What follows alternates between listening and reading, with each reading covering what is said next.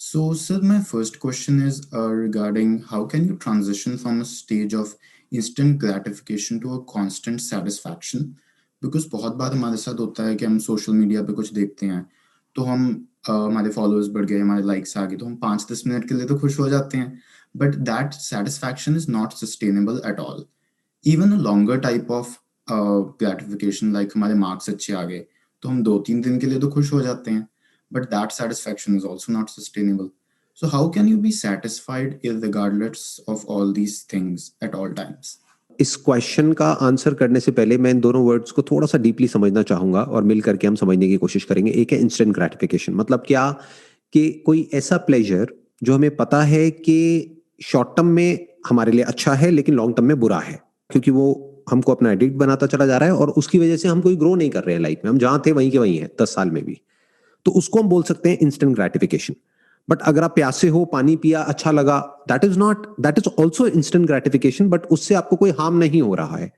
वो जरूरी है आपको सर्वाइव करने के लिए. तो पहले तो इन दोनों में हमने फर्क किया. एक तो है instant gratification as a need for this body. एक है instant gratification which is addictive, जो हमको एक लूप में फंसा देती है लेकिन उस लूप से हम बाहर नहीं निकल पाते हैं. मैं इसलिए यहाँ पे ये पॉइंट को क्लियर कर रहा हूं, नहीं तो लोग एक्सट्रीम में चले जाते हैं. लोग ये सोचते हैं इंस्टेंट ग्रेटिफिकेशन बुरा है, मतलब किसी भी चीज से मुझे प्लेजर मिल रहा है तो प्लेजर वाला कोई काम ही नहीं करना है, सारे पेनफुल काम ही करने हैं. तो आपकी लाइफ बेसिकली कैसी हो जाएगी? कड़वी हो जाएगी. मतलब जो मिठास है, जिस सेटिस्फैक्शन की आप बात कर रहे हो, वो सब चली जाएगी आपकी लाइफ में से. तो इंस्टेंट ग्रेटिफिकेशन मतलब क्या? एक्सट्रीम में किसी भी चीज को करना जो लॉन्ग टर्म में हमारे लिए हार्मफुल है. पहले तो ये क्लियर होना चाहिए. प्लेजर के लिए आप कुछ कर रहे हो जो शॉर्ट टर्म में अच्छा है, लॉन्ग टर्म में भी अच्छा है, दैट्स ओके. क्लियर है ना? सबसे पहले तो ये हमने इसको डिफरेंस को क्रिएट किया अपना आराम से ठंडे दिमाग से. नाउ कम्स द पॉइंट कि ये जो इंस्टेंट ग्रेटिफिकेशन का ट्रैप है, हम इसमें जाकर के क्यों फंस जाते हैं? हमें पता है ये लॉन्ग टर्म में हमारे लिए अच्छा नहीं है, फिर भी हम क्यों करते चले जाते हैं उस काम को? क्योंकि मजा आता है, प्लेजर मिलता है, इसमें कोई डाउट नहीं है. तभी आप उसके चक्कर में फंसोगे, नहीं तो आप उसको छोड़ दोगे. अगर पेन मिलेगा तो फिर कहां से, मतलब सोचो. पेन नहीं मिलता है ना, प्लेजर मिल रहा है, then again and again we are going for it. और फिर वो लत की तरह हो जाता है, मतलब आदत पड़ने लग जाती है उस चीज की. फिर उस चीज को हम चाह करके भी नहीं छोड़ सकते हैं. सो अब क्या करें, इससे बाहर कैसे आए? और ये सेटिस्फैक्शन वर्ड क्या है जिसकी आप बात कर रहे हैं? What is satisfaction? क्योंकि जहां से भी जो भी हमको मिलता है वो सब टेम्पररी ही होता है. तो परमानेंट है क्या इस दुनिया में? तो जब कुछ परमानेंट है ही नहीं तो सेटिस्फैक्शन कहां से मिलेगा? आप कुछ भी कर लो, whatever you do, no matter what you do, आप कभी भी परमानेंटली सेटिस्फाइड नहीं हो सकते. कुछ देर के लिए हो सकते हो. तो now comes the question, what is satisfaction? देखो, सेटिस्फैक्शन भी अब हम दोनों लेवल पे समझने की कोशिश करते हैं. एक है बॉडी. बॉडी के लेवल पे हमको जितनी भूख होती है, अगर हम उतना ही खाते हैं तो हमको सेटिस्फैक्शन मिल जाता है. ना भूख से ज्यादा खाते हैं ना कम खाते हैं, जितनी है उतनी खाई तो सेटिस्फैक्शन मिल जाता है. अब आते हैं माइंड के लेवल पे. ये माइंड के लेवल पे सेटिस्फैक्शन कैसे मिलता है? क्योंकि माइंड के लेवल पे तो आपको कितना भी कुछ भी मिल जाए वो तो कम पड़ जाएगा. क्या माइंड के लेवल पे सेटिस्फैक्शन एग्जिस्ट करता भी है? जिस तरह से पूरी दुनिया भाग रही है उस तरीके से. तो व्हाट इज सेटिस्फैक्शन? सोचना पड़ेगा. क्योंकि आज आप जो भी सोच रहे हो सेटिस्फैक्शन का मतलब, इस चीज की क्या गारंटी है कि जब वो आप अचीव कर लोगे तो आपको सेटिस्फैक्शन मिल जाएगा? अब इसका प्रूफ क्या है? आज आप जिस भी लेवल पे हो, जो भी आपने अचीव किया है अभी, हो सकता है 5 साल पहले आप सोचते होगे कि यार अगर मेरा इतना हो जाए ना, मतलब मैं इस कॉलेज में अगर घुस गया ना तो मजा आ जाएगा, मेरी लाइफ तो सेट हो जाएगी. हो सकता है आप उस कॉलेज में ही हो, बट अभी भी सेटिस्फैक्शन नाम की कोई चीज तो है नहीं. तो ऐसे ही 5 साल बाद होने वाला है, ऐसे ही 10 साल बाद होने वाला है, ऐसे ही 20 साल बाद होने वाला है. अभी आपको सुनने में लग रहा है अरे वाह अगर ये हो गया तो पता नहीं क्या हो जाएगा, क्या हो जाएगा. कुछ नहीं होता है. तो अभी सेटिस्फैक्शन कहां से मिलेगा हमको? This is a big question. ये छोटा क्वेश्चन नहीं है जो आपने पूछा है. नंबर 1 तो क्या सेटिस्फैक्शन नाम की माइंड के लेवल पे कोई चीज है भी या नहीं? क्या माइंड के लेवल पे यानी थॉट के लेवल पे हम कभी सेटिस्फाइड हो भी सकते हैं या नहीं? उसके लिए हमको फिगर आउट करना पड़ेगा जो माइंड का नेचर है वो क्या है. माइंड क्या है, थॉट क्या है, किस तरीके से ये काम करता है, कैसे एक डिजायर पूरा होता है तो 1000 डिजायर्स और आगे खड़े होते हैं. उसके लिए समझना पड़ेगा माइंड का सेंटर पॉइंट क्या है. वो मैं है. आपका जो माइंड है उसका सेंटर पॉइंट क्या है? आप हो. मेरे माइंड का जो सेंटर पॉइंट है वो क्या है? मैं हूं. इस मैं को समझना पड़ेगा. ये मैं क्या है? क्योंकि अगर तो वो मैं लिमिटेड है तो कभी भी कितना भी उसको मिल जाए वो कभी भी सेटिस्फाइड नहीं हो सकता है. लेकिन अगर वो मैं इन्फिनिट है तो उसको सेटिस्फैक्शन मिल सकता है. Definitely can understand the infinite basis. Can you expand on that कि हम infinite हैं और कैसे ये मैं अभी ये नहीं कह रहा कि आप इन्फिनिट हो, बट मैं कह रहा हूं कि हो सकता है आप इन्फिनिट हो लेकिन खुद को फाइनाइट समझते हो। अगर तो आप इस चीज को डिस्कवर कर लेते हो, मतलब आपको बनना नहीं है, क्योंकि बनोगे कैसे? जो लिमिटेड है वो अनलिमिटेड कैसे हो जाएगा, और जो अनलिमिटेड है वो लिमिटेड कैसे हो जाएगा?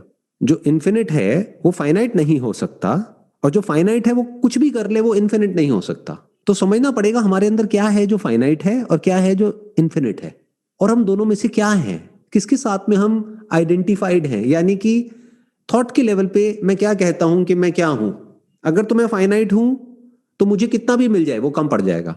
इस पूरी दुनिया को भी अगर मैं जीत लूंगा वो भी कम पड़ जाएगा। दुनिया मतलब इस प्लैनेट को।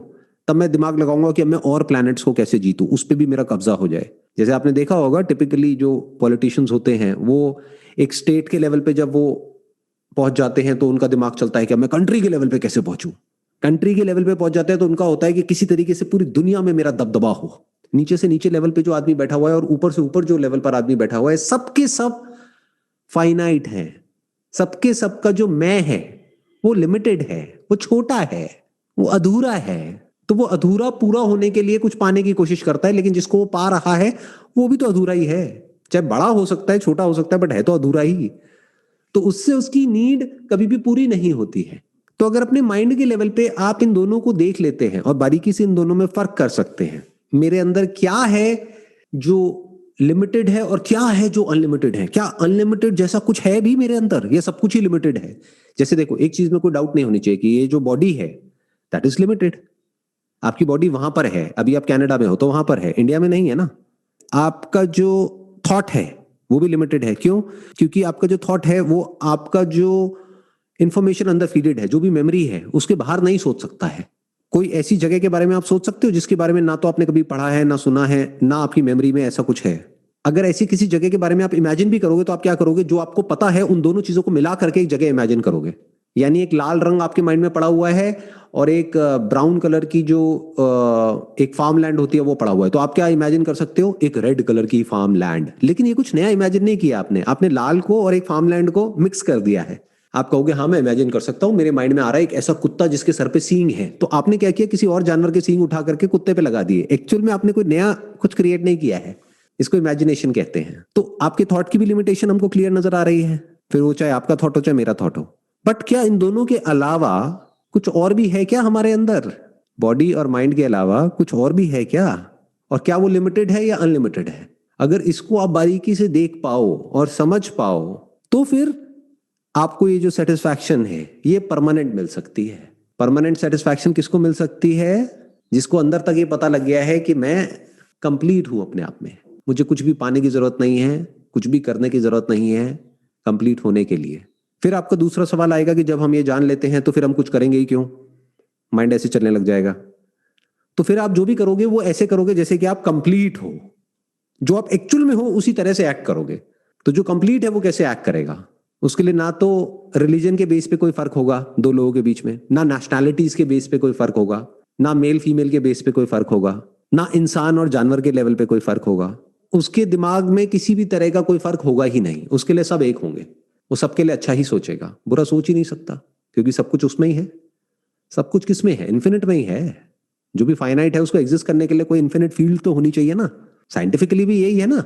इस पूरे यूनिवर्स को एग्जिस्ट करने के लिए एक ऐसी फील्ड होनी चाहिए जिसको 0 पॉइंट फील्ड बोलते हैं, जो हो जिसपे सब कुछ टिका हुआ हो, जो खुद चेंज ना होती हो, लेकिन ये पूरा चेंजिंग फिनोमेना उसमें हो।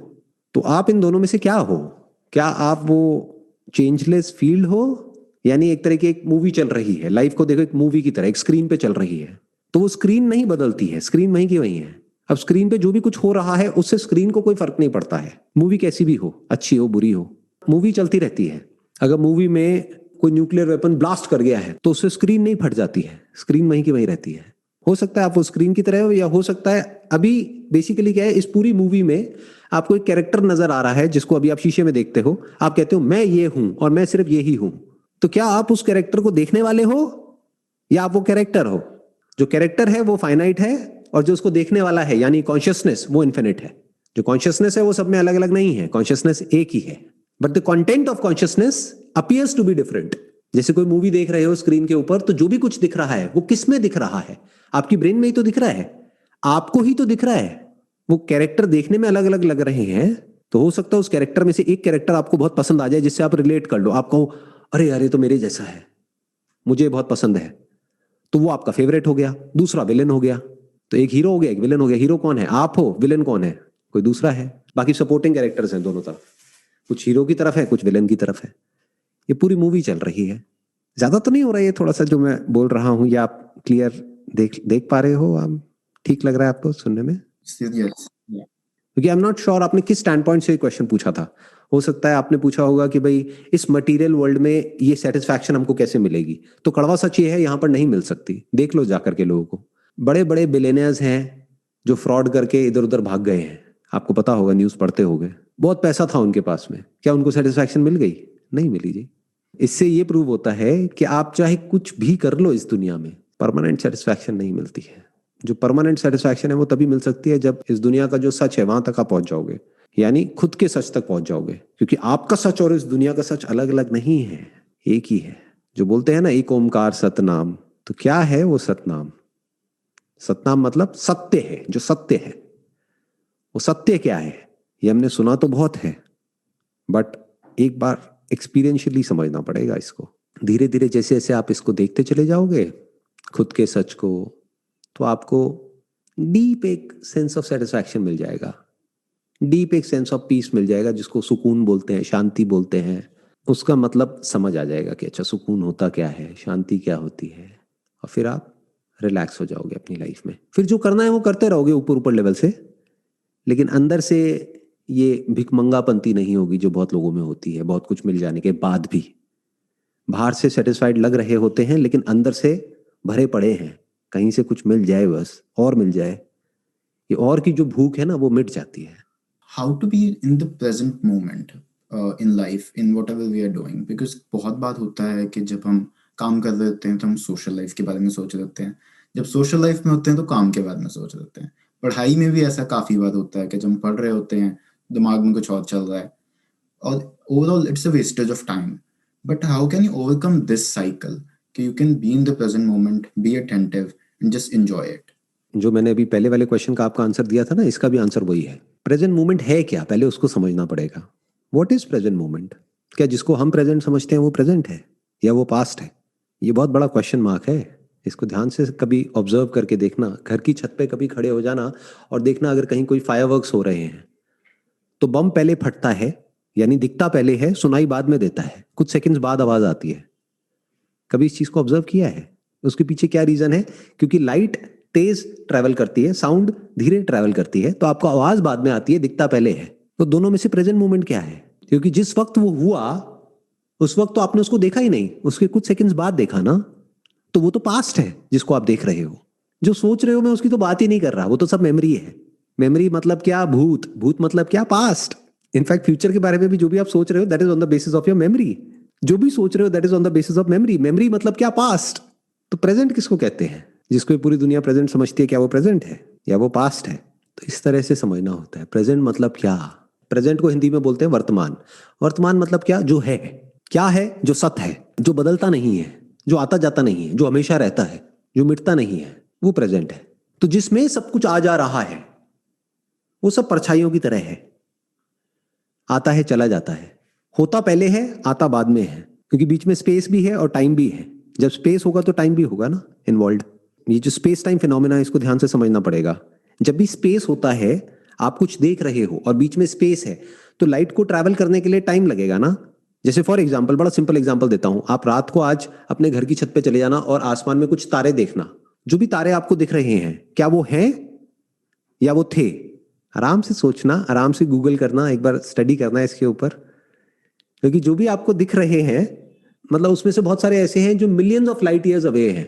मतलब लाइट को भी ट्रैवल करने में मिलियन ईयर लगे, लाइट को वहां से यहां तक पहुंचने में। तो हो सकता है उनको मरे हुए, जिन तारों को आप देख रहे हैं, कई मिलियन लाइट ईयर्स हो चुके हैं, और हमें लग रहा है कि वो है। हमें क्या लग रहा है? ये प्रेजेंट मोमेंट है, देखो मेरे को सब कुछ दिख रहा है।